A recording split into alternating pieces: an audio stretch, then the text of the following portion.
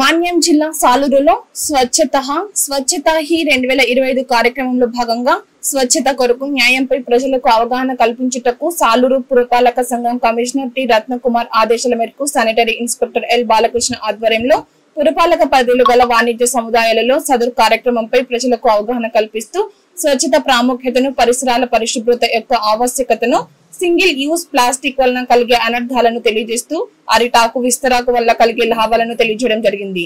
Single use plastic వినియోగిస్తున్న షాపులకు అపరాధ రుసుము విధించి ప్లాస్టిక్ ను స్వాధీనం చేసుకోవడం జరిగింది. ఈ కార్యక్రమంలో పర్యావరణ కార్యదర్శులు, శానిటరీ మేస్త్రీలు పాల్గొన్నారు. మీరు మాట్లాడదు అన్నాను, మీరు ఒక మాట ఆడకూడదు, నేను మాట్లాడిందే మాట మీరు